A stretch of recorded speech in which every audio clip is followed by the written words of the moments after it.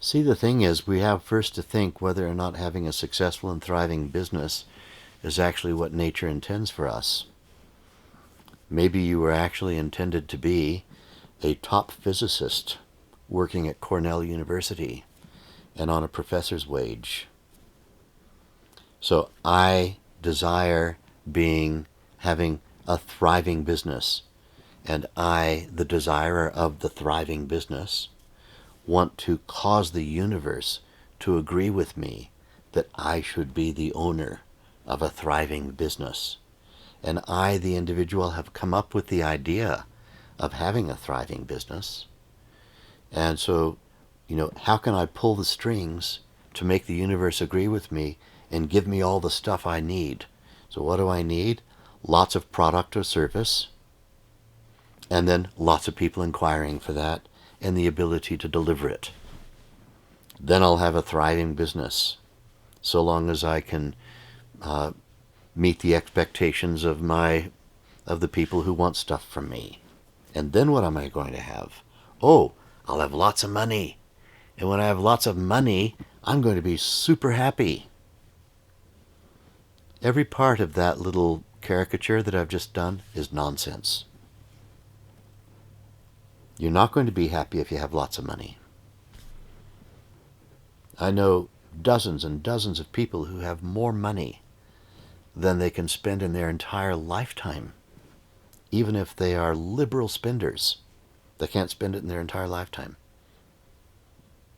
And they haven't got in touch with me and called me on the phone because they were super happy about all this. They were just so happy. No. Having a thriving business is not the means to gain happiness unless you have a deep realization. Where is the desire for having a thriving business coming from? I'm having a desire to have a thriving business and the money that goes with it. Nobody wants to have a thriving business and have no money. So it must be that I have a thriving business and I'm going to get lots of money. Where is this desire coming from? If it's coming from a sense of neediness, no amount of money will ever be able to feed that neediness. For any intelligent person, no amount of money is ever enough. You only have to have marginal intelligence to realize that. No amount of money is ever enough. The truth is, the desire itself, we have to identify as, is this coming from my universal self? There's no big universe out there that's separate to me. No. I'm the narrow end of the funnel.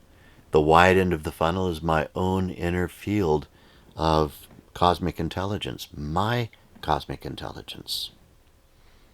Channeling down into my individuality and my body, narrow end of the funnel. Wide end of the funnel, my unboundedness. Who's coming up with the idea of the thriving business? Is it a little needy, individualized intelligence that thinks it's going to be happy if it's just you throw a lot of cash at it?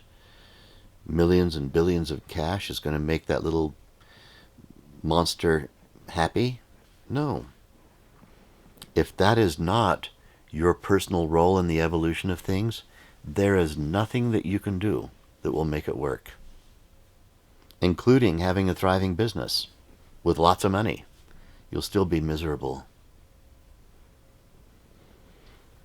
So really, the question you need to be asking me is, Thom, how do I get happy? How do I design happiness for myself? This is the real question you need to be asking me, not how can I have a thriving business and use the laws of attraction to blah, blah, blah. No. How can I be happy? You're not actually after a thriving business and lots of money. You're happy. You are desiring the thing that you think is going to come from all this, which is happiness. How do I get baseline happiness, Thom? And Thom's been answering this question for years, decades. tipping in the direction of 100 years, 55 years. I've been answering the question. Baseline happiness can only be gained by stepping out of the field of thought and experiencing the underlying field of being. That's the universal intelligence that's within you that gets revealed when you practice Vedic meditation twice each day. 20 minutes morning, 20 minutes evening, simple formula. You identify with that unboundedness and then come out and engage the world. And then in the evening, identify with the unboundedness again and come out and engage the world. And the unboundedness will begin to inform your thinking. It will inform your activity. It will inform your process of desiring.